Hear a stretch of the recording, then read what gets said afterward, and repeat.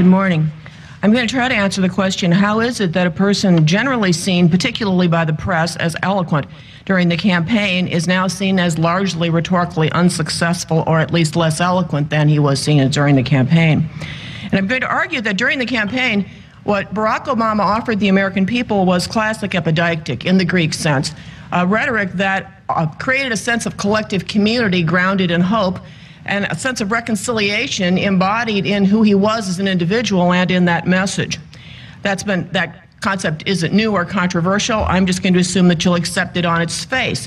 But the point I want to make about it is that the credibility of Barack Obama, an African American, winning the primary in Iowa, giving this sort of message, meant that we were investing that message with Barack Obama. He became the evidence for his own message.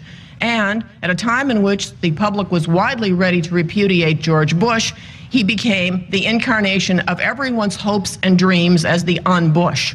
As a result, people read into his candidacy whatever they wanted, particularly everything they didn't like about George Bush, and every unfulfilled aspiration of liberals or progressives was also bodied in this person, Barack Obama, regardless of what he actually said. In other words, Barack Obama was never as eloquent as we thought he was. A person matched a moment with a rhetoric in a context in which the audience created something it heard as eloquence. Widely labeled as eloquent, he creates expectations for his presidency that he cannot satisfy in the presidency, barring that he is Abraham Lincoln with a Gettysburg Address or a second inaugural in his pocket. And that's my first argument. He comes in with expectations that he and the press and we collectively created that are virtually unmeetable. That said, by historical standards, this is not particularly effective rhetoric. I'm drawing up from concepts that Carlin Campbell and I articulated in a book called Presidents Creating the Presidency, Deeds Done in Words, published by University of Chicago Press, and I'm going to make three arguments. First, in the modern presidency, candidates don't actually give a speech anymore, and when we look at a speech, we misunderstand what they're doing. They give a series of rhetorical offerings to the American people that, taken together because they focus on some particular moment or some particular topic, focus our attention on central meaning, and as a result, lead us to come to a speech with a context already set. And in that context, they should offer us a digestive understanding of who we are at that moment and how that individual is going to take us into the future that person has offered us. Now, a rhetoric that simply promises hope is going to be inadequate because we're looking for the specifics that are going to be delivered, tied to a compelling and coherent vision, digested in language that we can understand and, importantly, remember. The Barack Obama that we see in the presidency is actually very good at setting up the moments that lead to the speech. He just isn't very good at delivering the speech. Barack Obama actually gave his best inaugural address not when he stood before the American people and swore the oath of office. He gave it in the week coming up to that point as they were setting up the inaugural address, when he gave a speech at the mall that reads more effectively than the inaugural address itself. In other words, the pre-speech, the part of the build-up, actually exhausted the rhetoric that should have been in the inaugural. Or they should have simply lifted that speech and given it to an audience large enough to have heard it. There are probably 20 people in Washington who still remember the speech that he gave leading up, and I bet most of them would say, if asked, it was better than the inaugural address. He is good at build-up. Yet when he went down to give the build-up for the first of the two speeches in the Oval Office, he empathizes with the people who are in the Gulf. He meets with them. We get the visuals, which a speech should then recap and bring forward to us, but which actually the speech doesn't do. Something Ronald Reagan was brilliant at, something that President Obama does not appear capable of the minute he sits down at the desk and speaks to camera.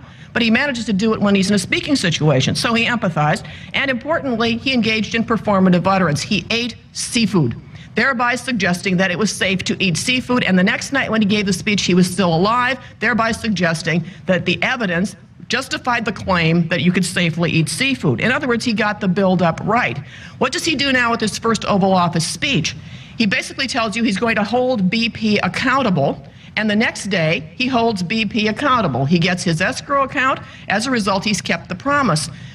Difficulty is that that's a squandering of the first Oval Office speech, which should have not only held BP accountable, but harnessed the images in the Gulf that were in news for an extended period of time before that, and he was slow to rhetorically respond, but nonetheless harnessed those images to a compelling case for climate change.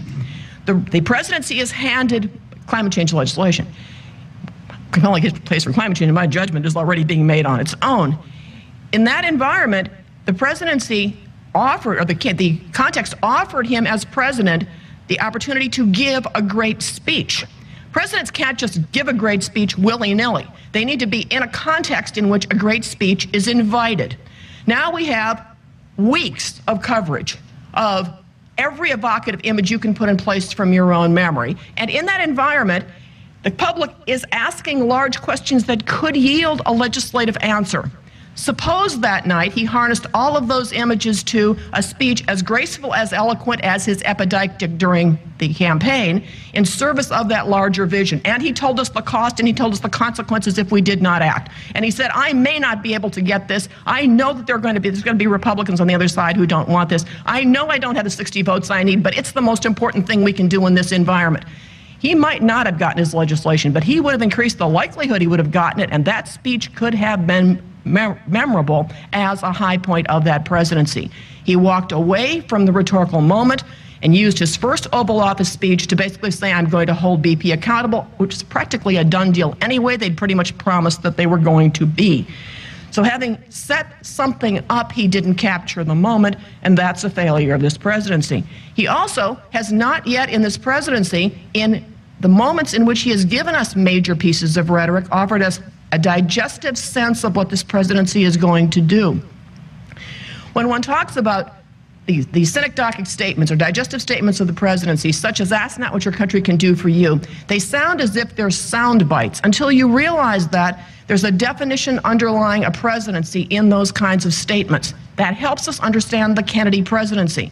So when he confronts Big Steel, he comes back to an ask not sacrifice theme. When he founds the Peace Corps, he comes back to an ask not sacrifice theme. It's a theme of transformation of generational identity. There's nothing that's comparable in the Obama lexicon. Indeed, I would challenge you to give me a phrase that is memorable at all that defines who we are and where we're going under this presidency. So he creates the context for speeches he then doesn't give in a satisfying fashion. He focuses the media on the importance of the moment, and he does that well, and then the speeches don't actually deliver. That's failure number one. The failure number two, in those moments in which great rhetoric is called for, he doesn't actually deliver the speech that responds to the moment. I've given you the first. He didn't take the Gulf catastrophe into a great rhetorical moment, asking for some great, important initiative, something that would change the climate as, for future generations and change the world as we know it. More importantly, since we just heard the speech the other night, he had the same problem again. What is the concern of the American people as they sit down to listen to the second speech? It actually isn't the transition that's happening in Iraq, and it isn't the transition in Afghanistan, it's the economy. American people come to that speech in many fewer numbers, and they are asking, among other things, what are you going to do now about an economy that's faltering, an economy that may be going into a double-dip recession? To illustrate the failure of rhetoric, I'm going to read the first sentence from the speech. Good evening. Tonight, I'd like to talk to you about the end of our combat mission in Iraq, the ongoing security challenges we face, and the need to rebuild our nation at home. You cannot give a great, focused speech that addresses the economic anxiety of the nation, or tells us what we were doing in Iraq, or celebrates the troop there, or talks about the transition in Afghanistan in any coherent, meaningful way out of that opening sentence. I'd like to talk to you about the end of our combat mission. He doesn't want to talk to us about the end of our combat mission. What he wants to do in the speech topically, and he spends most of his time on it, is pay tribute to the troops. He doesn't want to tell us the meaning of our being in Iraq. He can't. We haven't satisfied our objectives there. It's the end of the combat mission. It's not, after all, the end of the war. And as he admits, he doesn't have a government in place there. That country doesn't have a government in place there, so he can't say we brought stable democracy. And he certainly doesn't want to spend much time with what we've got, because what we've got is a corrupt government there. And I shouldn't say we, what they've got. He then says, the ongoing security challenges we face, you can't get a decent speech that he's going to give out of that as a preview. He's not actually going to talk about that anyway. It's not the subject of the speech. And then the third part of the sentence, and the need to rebuild our nation here at home. We are not in any need to rebuild our nation. Our nation is just fine. Indeed, a president is supposed to reassure us that our nation is fine, that we are resilient, that our democratic values are what make us great. He wants to say we need to rebuild our economy at home. They haven't even gotten the first sentence right, and they're not even in the speech yet. Now let's look to what he says about the economy once he gets to it. First, he says too little. If that's your central concern as the audience, then the speech needs to reduce your anxiety, explain what we're going to do, and you need to walk away from the speech believing things are going to get better. And it would help if you also believe that the stimulus is working, because it can't work if you don't believe it is working, and he has yet to persuade the American people that it actually is working. I'm going to go to a sentence that is an indictment of his own presidency in what should be his central message. Again, unfortunately, he says, over the last decade, we have not done what is necessary to shore up the foundation of our own prosperity. Let me read this again.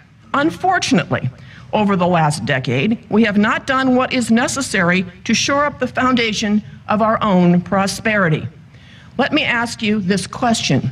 Over the last decade, who has been president for a year and a half? Over the last decade, we, parens, I in the last year and a half, have not done what is necessary to shore up the foundation of our own prosperity.